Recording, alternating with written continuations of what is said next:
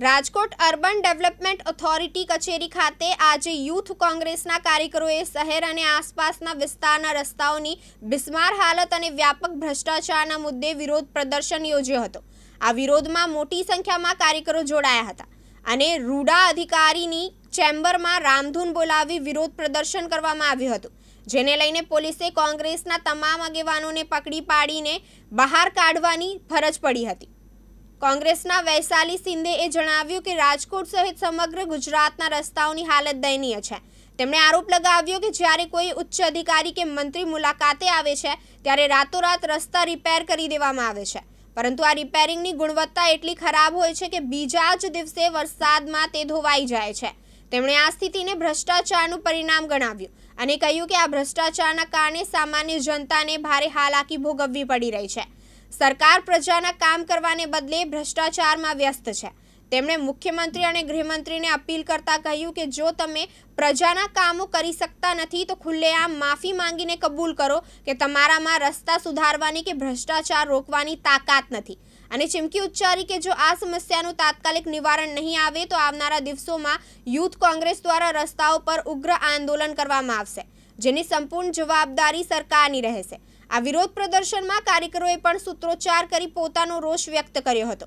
કોંગ્રેસના આક્ષેપો મામલે રૂડાના અધિકારી જેવી મિયાણીએ આ મુદ્દે સ્પષ્ટતા આપી હતી, જેમાં તેમણે જણાવ્યું હતું કે તેમને કોંગ્રેસ દ્વારા રસ્તાઓ અંગેનું આવેદનપત્ર મળ્યું છે, જેમાં ખાસ કરીને રસ્તાઓની રજૂઆત કરવામાં આવી છે। રૂડામાં સમાવિષ્ટ 48 ગામોના તમામ રસ્તાઓ રૂડાના હોતા નથી, માત્ર જે રસ્તાઓ રૂડાના ડેવલપમેન્ટ પ્લાન હેઠળ ઓળખાયેલા છે તેની જવાબદારી જ રૂડાની છે। વધુમાં તેમણે જણાવ્યું કે એક ગામથી બીજા ગામને જોડતા રસ્તાઓ R&B પંચાયત વિભાગ હેઠળ આવે છે, તેથી જે સત્તા મંડળે રસ્તાઓ બનાવ્યા હોય તેની રિપેરિંગની જવાબદારી પણ તેમની જ હોય છે। જો કે રૂડા હસ્તકના રસ્તાઓની વાત કરીએ તો કોરાટ ચોકથી ભાવનગર હાઈવે સુધીના રસ્તા પર ભારે વરસાદના કારણે ખાડા પડી ગયા હતા। આ ખાડાઓનું સમારકામ કરવામાં આવ્યું હતું। હવે ડામર પ્લાન્ટ શરૂ થઈ ગયો હોવાથી છેલ્લા 2 દિવસથી રસ્તાનું સમારકામ યુદ્ધના ધોરણે ચાલી રહ્યું છે અને આગામી 1 સપ્તાહમાં કામ પૂર્ણ થવાની ખાતરી પણ તેમણે આપી હતી। મારું નામ સાદરી અલ્પે છે, રાજકોટ જિલ્લા યુથ કોંગ્રેસનો પ્રમુખ છું। આજે અમે આવેદનપત્ર દેવા હતા। રૂડાની અંદર સમાવેશના જેટલા ગામડાઓ છે એમાં સ્ટ્રીટ લાઇટ, રોડ રસ્તા જે ખરાબ છે એની રજૂઆત કરવા હતા, પણ અધિકારીઓ પણ એક પણ જવાબ નથી દીધો। પણ અમે આવેદનપત્ર અત્યારે દીધું છે। આવેદનપત્રની અંદર એને એમ કીધું છે કે 2 દિવસમાં બધા ખાડા રિપેર કરાવી દો। કુવાડવા છે, આપણે માંડા ડુંગર છે, અને સાતનમાંથી સોખડા ચોકડી છે, અને જસવંતપુર છે, વાજડીગઢ છે, એ બધા જ રસ્તા બહુ જાજા ખરાબ છે।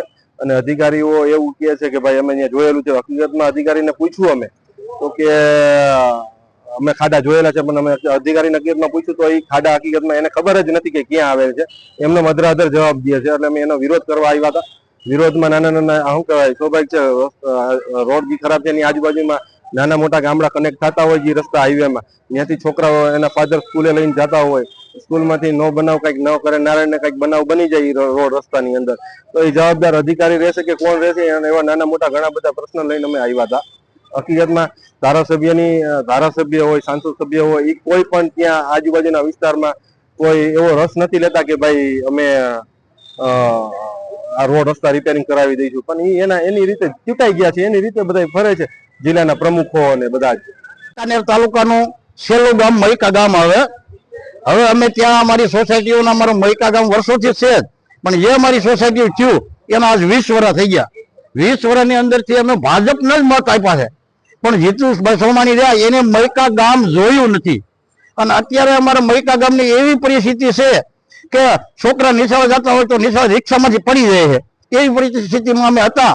અને અમે હમણાં એ મહિનાથી પહેલા રોડ રસ્તા બંધ કર્યા, તેથી અમને એને બાંહેધરી આપી હતી કે અમે 9મા મહિનામાં અમે તમારું કામ ચાલુ કરશું, પણ આ 9મા મહિનામાં પૂરો થવા આવ્યો તો નથી આવ્યો કોઈ જીતુભાઈ સોમાણી, કે નથી આવ્યા અમારા સંસદ સભ્ય, કે નથી આવ્યા ભૂપતભાઈ જયારે અમારા જિલ્લા પંચાયત લીડા તે એની કાર્યાલય ખોલી હતી, અને કાર્યાલય ખોલીને અમને બધા વસન આપ્યા હતા। એ વસનને ભૂપતભાઈ બોજરે નથી ઉભા રહ્યા, અને જીતુભાઈ સોમાણી તો એને મૈકા ક્યાં ગામ છે એને જોયું નથી, અને તો અમે એના મત આપ્યા। અમારી પેટીના મત એ જોઈ લે લોકો, જો એને હવે કામ ન કરવું હોય તો હવે પણ અમને મજા આવશે ને અમે જઈશું।